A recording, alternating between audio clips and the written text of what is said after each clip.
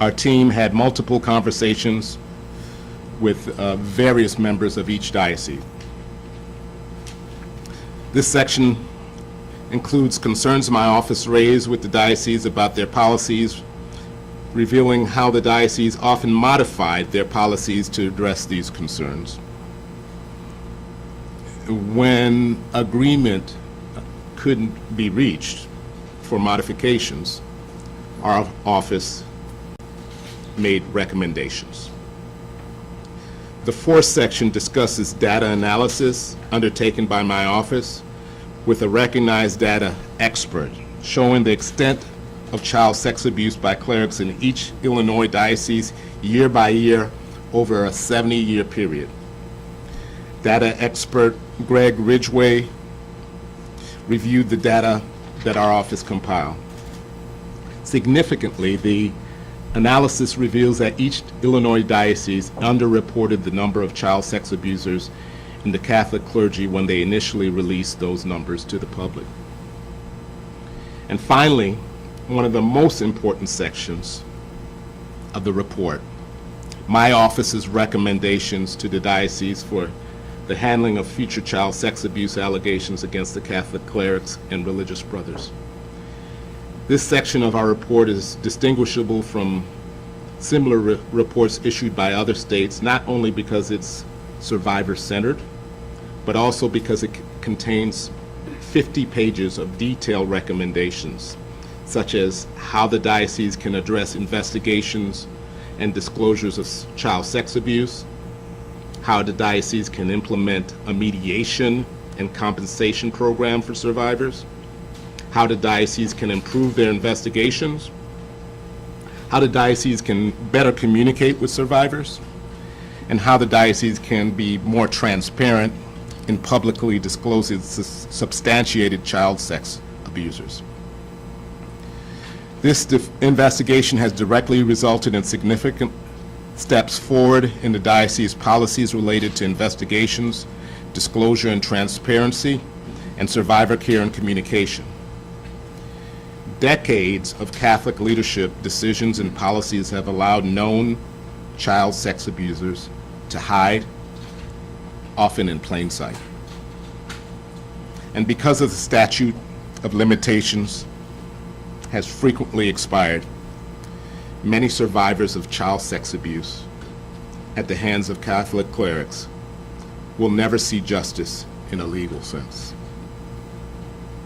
But it is my sincere hope that this report will shine light on those who violated their positions of power and trust to abuse innocent children, and on the men in church leadership who covered up that abuse. These perpetrators may never be held accountable in a court of law, but by naming them in this report, the intention is to provide the public with public accountability and a measure of healing to survivors who have long suffered in silence. Our office takes every instance of reported child abuse seriously, and I believe the breadth of this 700-page report evinces that.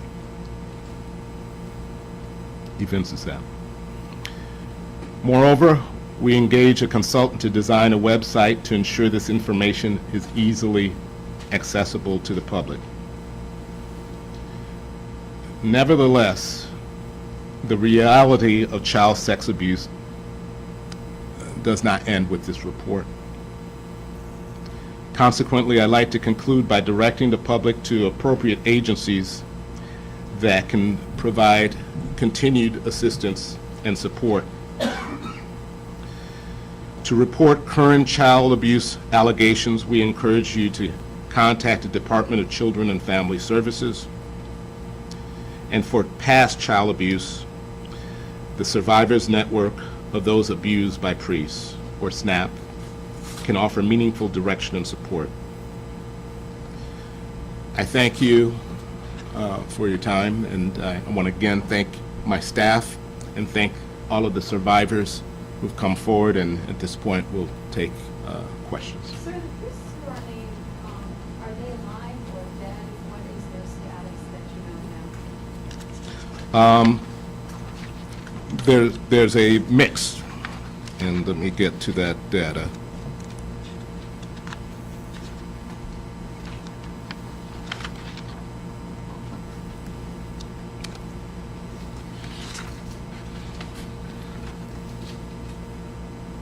There, of the 451, there are 330 who are dead.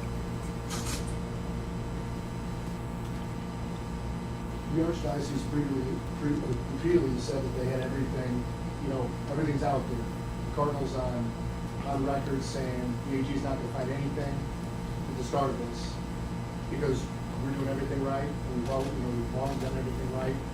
What does this tell you? I mean, again, to be blunt, has the church been lying to the public? Or is this a quote oversight? Is it incompetence? Is it some combination? How would you characterize this? Well, as I mentioned, there were 103 disclosed prior to our investigations, and our investigations led to the disclosure of 348 more. I think the numbers sort of speak for themselves on that. Let me say that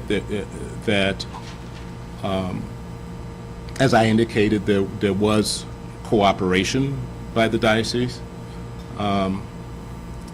There was, as I speak of those numbers, there's still 149 clerics that the diocese do not disclose, that our report discloses. You're clarifying that, so it's 149, but it's 160 because some of them are spread to a couple dioceses, right?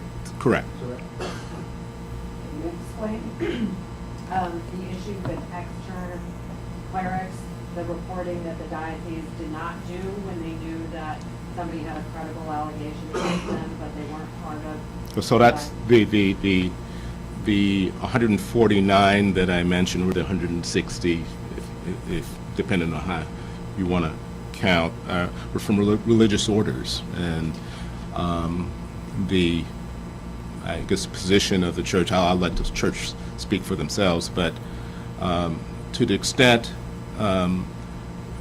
that they were ministering under the diocese and had significant contact either in schools or otherwise, we considered as part of our investigation important to disclose each and every cleric that abused children. And that was a point of contention. Some dioceses did not want to release those names, correct? That's correct. There's 149, which is a significant number, more than the initial number of clerics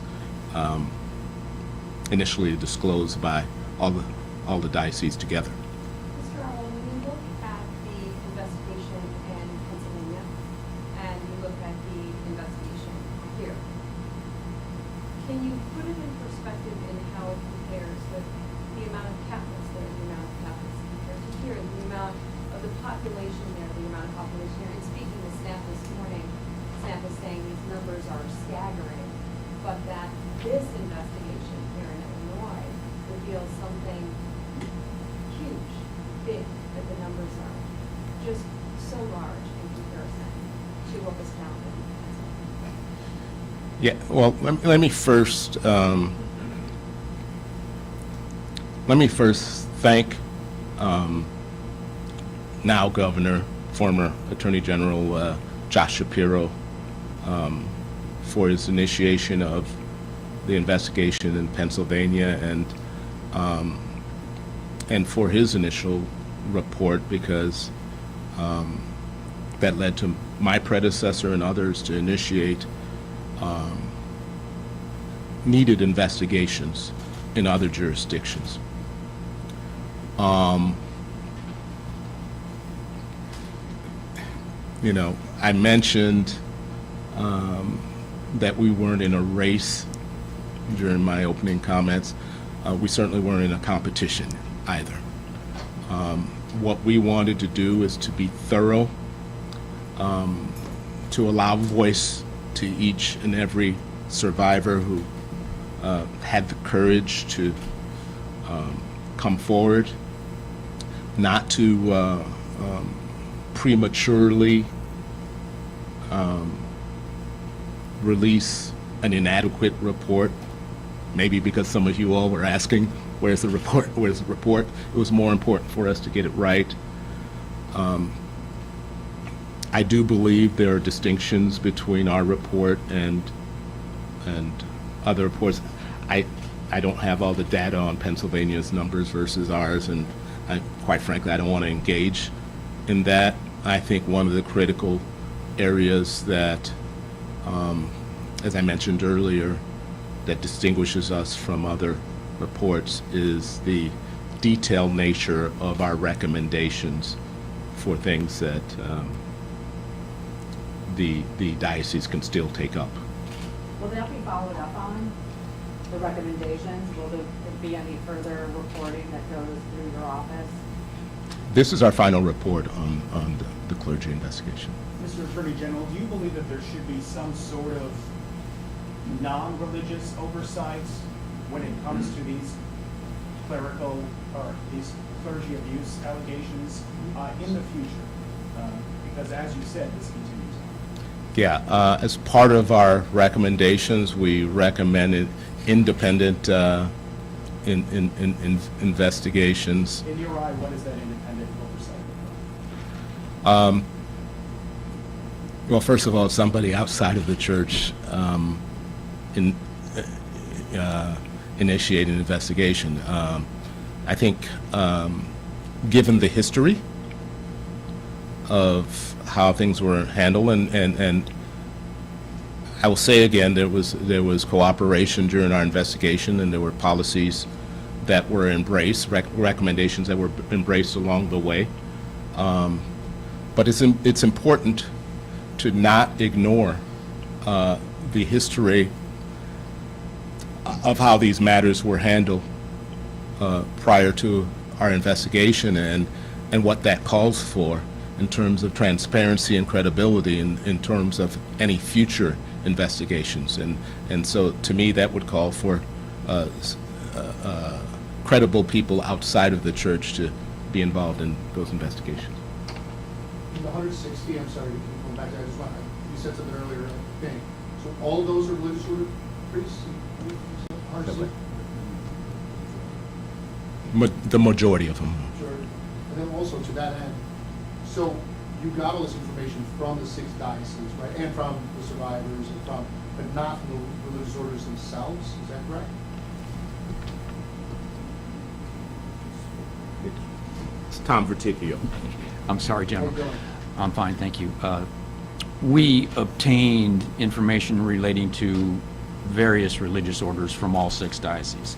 So, based on the diocese, the religious order information was provided to us from the diocese. So indirectly, we did obtain information on religious orders across the board. To follow up on that, though, I mean, we had talked previously about this, so, I mean, but the religious orders don't all turn this stuff over to the diocese, as you all know. In fact, probably most of them don't, or certainly many of them. So, that's sort of, so does this sort, I mean, while the numbers are staggering, how much larger might the numbers really be? Because again, the diocese turned it over to you only by virtue of the orders giving it to them.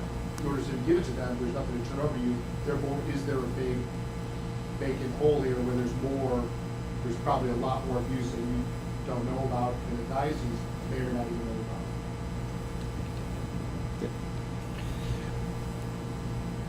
We did far more than just obtain information from the diocese on religious orders.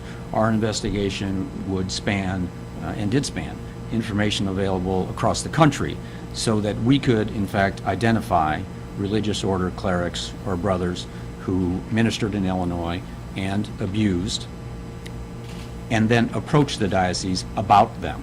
So that's one thing.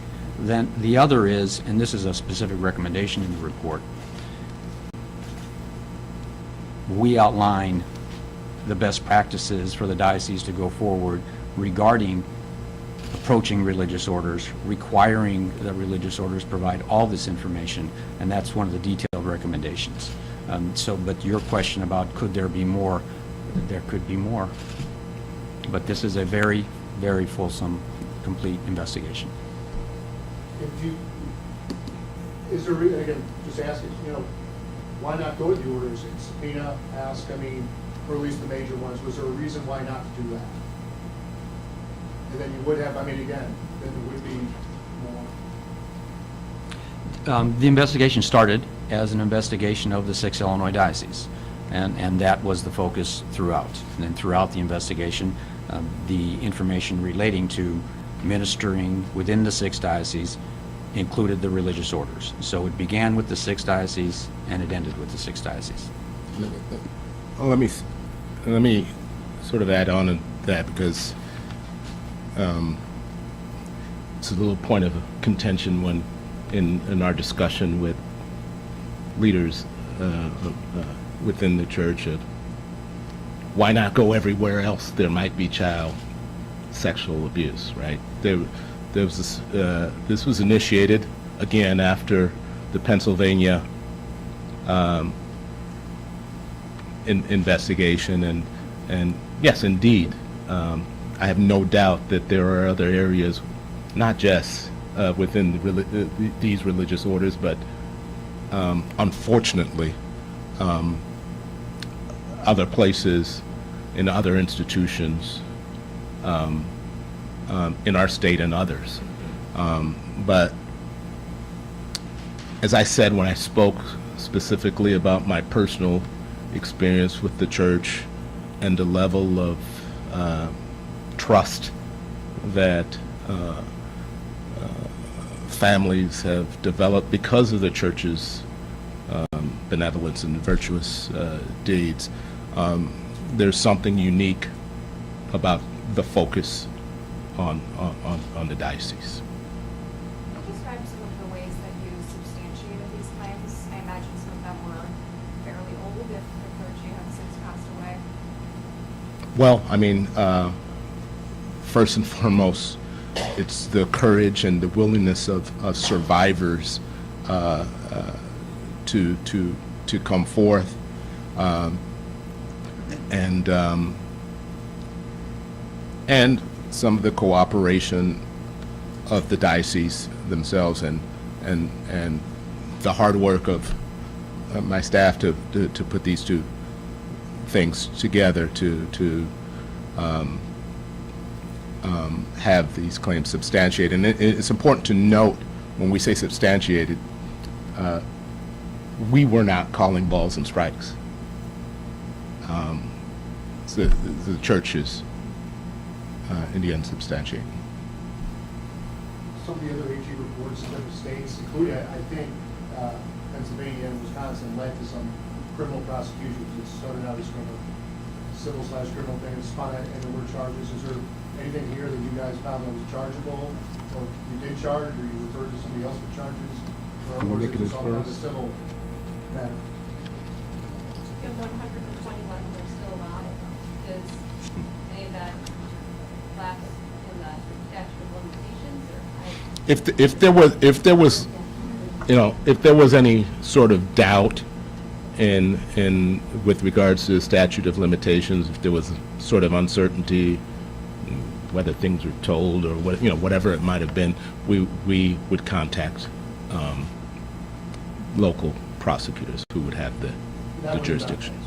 Huh? That was not done, correct? There was no... No, whenever there was any doubt. Oh, so you did? Yeah, in those situations, yeah. That doesn't mean that, when I say whenever there was any doubt, that doesn't mean that there wasn't a later assessment by those local prosecutors that the statute of limitations had indeed expired. Do you know how many referrals were... Offhand, I don't have that information. But none that you know of has led to criminal charges? Correct. I'm sorry, I think there's monopolizing questions.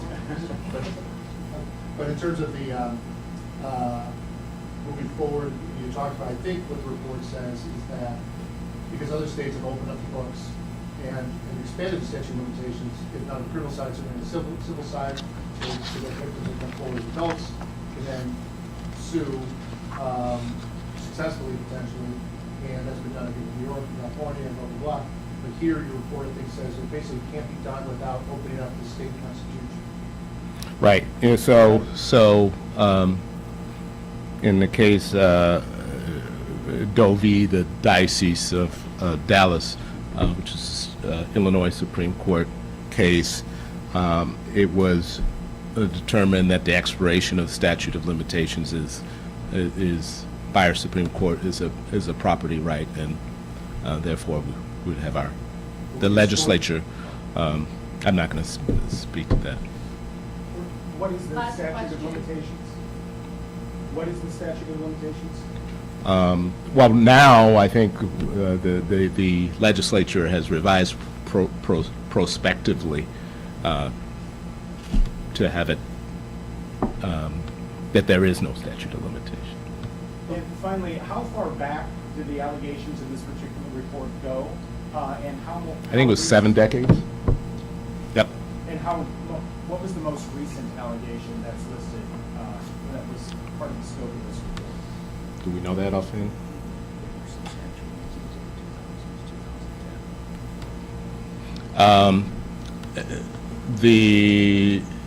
There were substantial ones into the 2000s, maybe around 2010 or so.